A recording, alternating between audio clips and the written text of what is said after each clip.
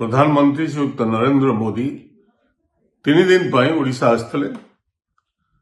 प्रथम दिन मु एक पत्र लिखी प्रधानमंत्री दृष्टि आकर्षण करने 3 जन आदिवासी महिला खाद्य न पाई मृत्युवरण करिसेंती आंब टाकुआ खाई एवं ए प्रकार एक मर्मन्तुद घटना समग्र देश में चहल पकई। समग्र ओडिशा रे लोके मर्माहत जे खाद्य बिना से माने तांको जीवन हरइछंती एवं आहुरी प्राय 6 जन डाक्तरखाना रे चिकित्सित अछंती। कंधमाल जिला ए दृश्य समस्त को विचलित करथिला। से संपर्क में प्रधानमंत्री का दृष्टि आकर्षण करी। मु निजे से गांव को जाइछि, मांडीपंका गांव को, एवं से दृश्य जे न देखिबो जानि परिबो नाही।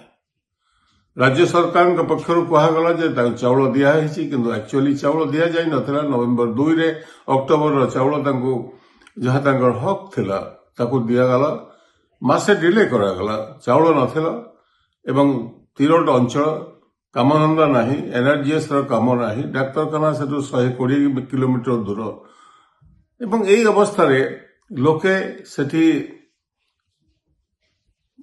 ए प्रकार दयनीय स्थिति रे मृत्युवरण करिसेंती। प्रधानमंत्री को अनुरोध करथिले 3 दिन भीतर आपण गोटे दिन से अंचल को जांतु, देखंतु, जानंतु वस्तुस्थिति कौन। राज्य रे आदिवासी मुख्यमंत्री, आम राज्यरू जने महिला, देशर आदिवासी महिला, देशर राष्ट्रपति आपण आसीचंती। आपण देखिकी जानतु विपुल संख्यार लोके आपण को वोट देइचंती ओडिशा राज्य रे एवं ओडिशा राज्य पई आपण को सरकार दिल्ली रे गठन हेछि। ये होछि आपण दायित्व से राज्यर स्थिति संपर्क में जानिया पाई। आपण गले नहीं, नीरव रहिले एवं मु आशा करूथली आपण अंत भुवनेश्वर रे ना राज्यपाल को पचारि पाई थांते, मुख्यमंत्री को पचारि पाई थांते। राज्यपाल का दायित्व थिला संविधान सम्मत जे आदिवासी अंचल शेड्यूल एरिया कंधमाल जिला एवं से अंचल ले कौन हेछि न हेछि आपण जानिबा होछि आपण गुरु दायित्व।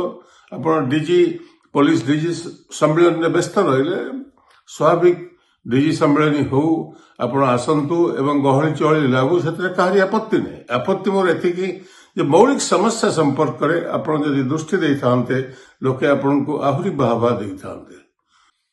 प्रधानमंत्री को मु आज आउ एक पत्र लिखिछि ईस्ट कोस्ट रेलवे जोन संपर्क करे। ईस्ट कोस्ट रेलवे जोन प्रतिष्ठा होता 1996 मसीह एचडी देवेगौड़ा प्रधानमंत्री था। मुझे पार्लियामेंट्री अफेयर्स मंत्री था।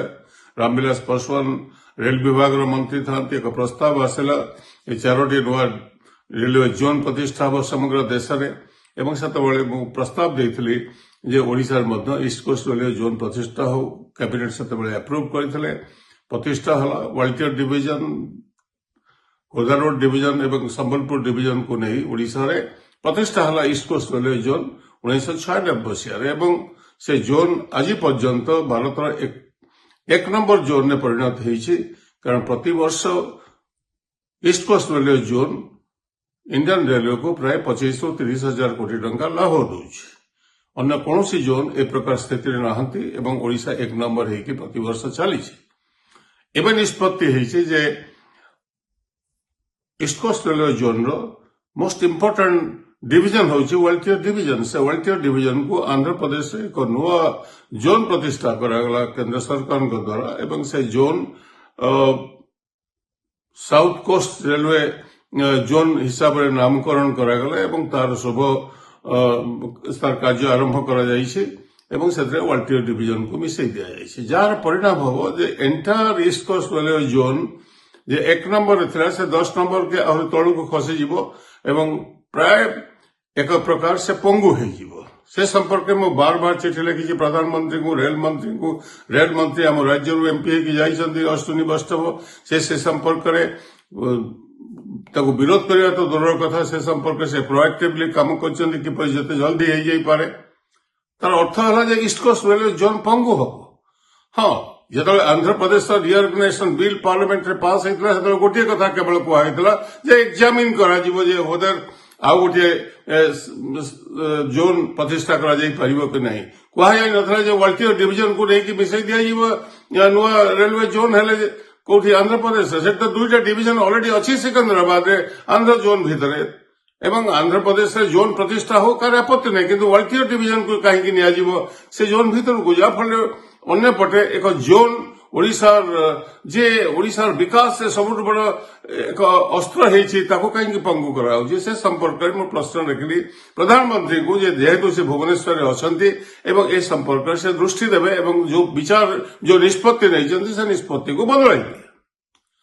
ବିଜେପି ପକ୍ଷରୁ ଏକ ରିଆକ୍ସନ ଆସିଲା ଅଫିସିଆଲି ଯେ ଶ୍ରୀକାନ୍ତ ଜେନା ପେଟି ପଲିଟିକ୍ସ କରୁଛନ୍ତି ଏ କଥା ଉଠେଇକି ଭଙ୍ଗୁ କରାଯାଉଛି ଇଷ୍ଟ କୋଷ୍ଟ ରେଲୱେ ଜୋନ୍କୁ ତାର ପ୍ରତିବାଦ କରିବା କଣ ପେଟି ପଲିଟିକ୍ସ?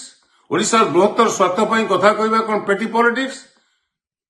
ଏବଂ ଏ ସମ୍ପର୍କରେ ବିଧାନସଭା ଚାଲିଛି, ମୁଖ୍ୟମନ୍ତ୍ରୀ ଆସନ୍ତୁ ବିଧାନସଭାକୁ କୁହନ୍ତୁ ଯେ ନାଇଁ ଆମେ ଚାହୁଁ ୱାଲଟିୟର ଡିଭିଜନ ଯାଉ ବୋଲି ସାଉଥ କୋଷ୍ଟ ରେଲୱେ ଜୋନ୍ ଭିତରକୁ ଏବଂ ଏକଥା ଓଡ଼ିଶାର ଡବଲ ଇଞ୍ଜିନ ସରକାର ହିସାବରେ ବିଜେପିର ସରକାର ହିସାବରେ ମୁଖ୍ୟମନ୍ତ୍ରୀ ଆପଣ ଏକଥା ସ୍ପଷ୍ଟ କରନ୍ତୁ ଓଡ଼ିଶା ବିଧାନସଭାରେ, ତାହେଲେ ଲୋକେ ଜାଣିବେ, ଓଡ଼ିଶାବାସୀ ଜାଣିବେ ଏବଂ ତାପରେ କଣ ହବ ଅବସ୍ଥା ଆପଣ ଜାଣିଛନ୍ତି। ଓଡ଼ିଶାର ଲୋକେ ଏହାକୁ ତୀବ୍ର ବିରୋଧ କରିବେ।